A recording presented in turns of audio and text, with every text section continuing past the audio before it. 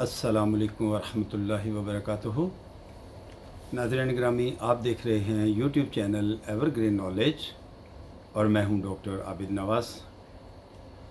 नाज़रीन, उम्मीद है कि आप हमारे इस चैनल को सब्सक्राइब कर चुके होंगे, और अगर अभी तक आपने हमारे इस चैनल को सब्सक्राइब नहीं किया तो हमारी ये वीडियो देखने से पहले आप हमारे इस चैनल को सब्सक्राइब कर लीजिए, ताकि आपको हमारी आइंदा आने वाली तमाम वीडियोज़ बर वक्त मिलती रहें।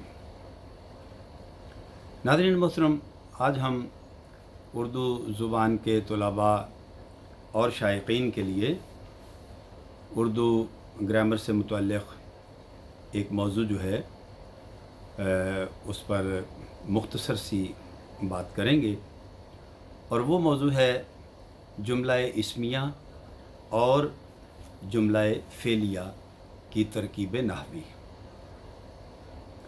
नाज़रीन, तरकीब नहवी का मतलब है, यानी इसका लफ्ज़ी मानी ये है, जुमले को उसके बुनियादी अज्ज़ा में तक़सीम करना। यानी कोई भी जुमला जो है उसे उसके बुनियादी अज्ज़ा में तक़सीम करके बताना कि जुमले का कौन सा हिस्सा ग्रामर में क्या हैसियत रखता है और उसकी क्या तारीफ़ है ग्रामर की रूह से। लिहाजा पहले हम बात करते हैं जुमला इस्मिया। तो यानी अभी हमने जो बात की है उसको मुख्तसरन आप यूँ समझ सकते हैं कि तरकीब नहवी से मुराद है जुमले के अज्ज़ा जो हैं वो अलग अलग करना और उनकी ग्रामर में उनकी हैसियत बयान करना, और उसके अलावा उनका आपस में जो बाहमी ताल्लुक़ है उसे बयान करना, ये तरकीब नहवी होती है। लिहाजा अभी हमने बात की तरकीब नहवी के साथ साथ जुमला इस्मिया और जुमला फ़ेलिया की। तो तरकीब नहवी करने से पहले नाज़रीन हमें जुमले के बारे में ये जानना ज़रूरी है, ये हम उसके बारे में पहले देख लें कि क्या ये जुमला जो है इस्मिया है या ये जुमला फ़ेलिया है।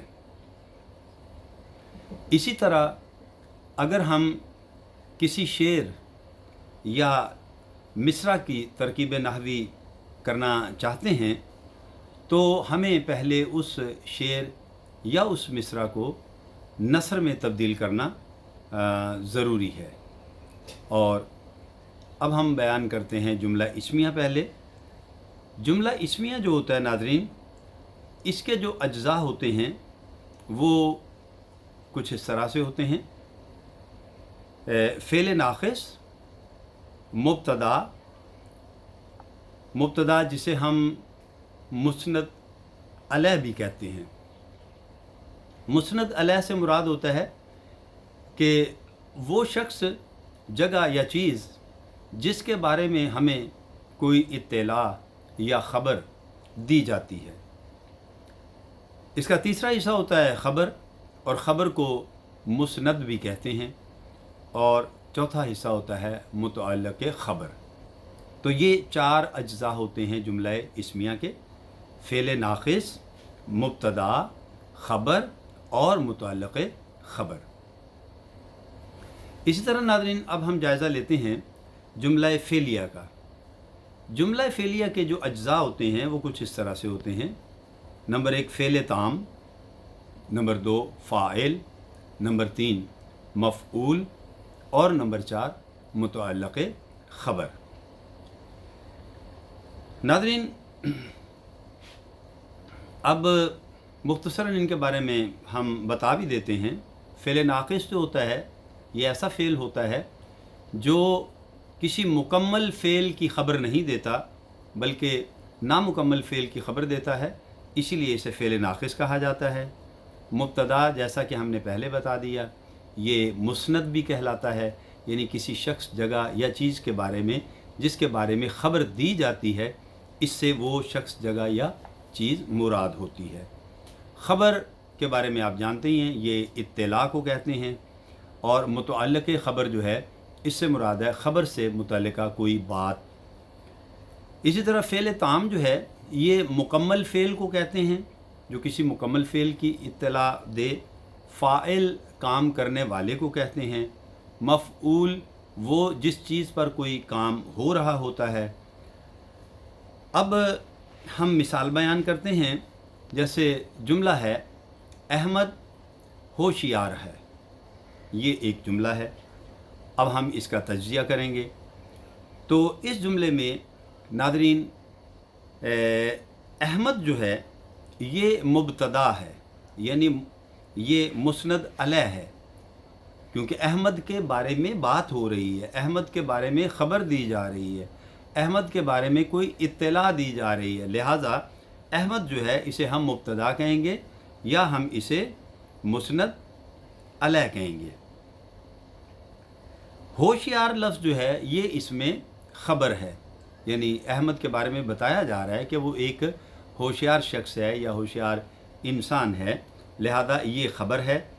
اور آخری لفظ جو اس میں ہے، احمد ہوشیار ہے لفظ جو ہے یہ فعل ناقص ہے۔ تو اسی طرح جملہ ہے شاہد اور امان حاضر تھے، شاہد اور امان حاضر تھے۔ اب اس میں شاہد اور امان جو ہیں یہ دونوں مبتدا ہیں، یعنی ان دونوں کے بارے میں خبر دی جا رہی ہے، ٹھیک ہے، اور حاضر جو ہے یہ خبر ہے، اور تھے اس میں فعل ناقص ہے۔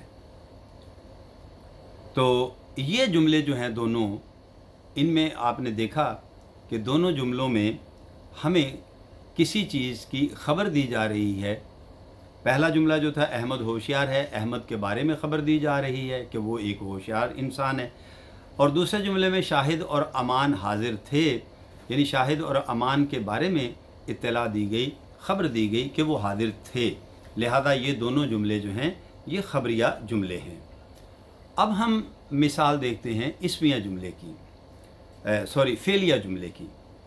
اب فعلیہ جملہ جو ہے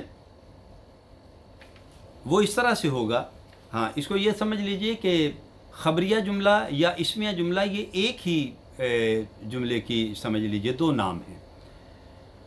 اب فعلیہ جملے کی مثال دیکھیے، جیسے جملہ ہے جمیلہ کتاب پڑھتی ہے۔ اب اس میں جمیلہ جو ہے یہ فاعل ہے، کتاب جو ہے مفعول ہے، اور پڑھتی ہے یہ فعل ہے اس میں، ٹھیک ہے، جمیلہ کتاب پڑھتی ہے تو یہ فعلیہ جملہ ہے۔ اسی طرح ایک اور جملے کی مثال سے ہم فعلیہ جملے کی مزید وضاحت کرتے ہیں۔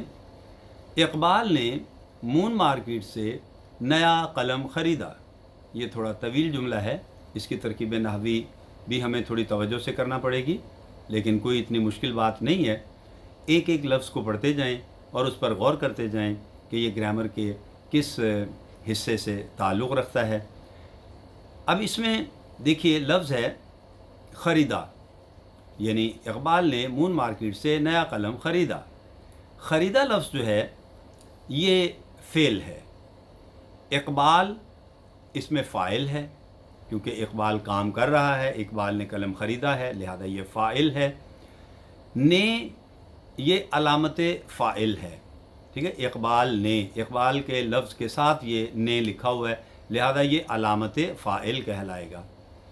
مون مارکیٹ، مون مارکیٹ جگہ کا نام ہے اور یہ مجرور ہے، اور مون مارکیٹ سے لفظ اس کے ساتھ آیا ہے، لہذا یہ حرف جار ہے، مون مارکیٹ سے، ٹھیک ہے، مون مارکیٹ مجرور ہے اور سے جو ہے حرف جار ہے، اور مون مارکیٹ سے جو ہے اسے متعلق فعل بھی کہیں گے ہم، ٹھیک ہے، کیونکہ یہ فعل یہاں ہو رہا ہے، اس جگہ ہو رہا ہے، لہذا یہ متعلق فعل بھی ہے اور مجرور اور جار کا مجموعہ بھی ہے۔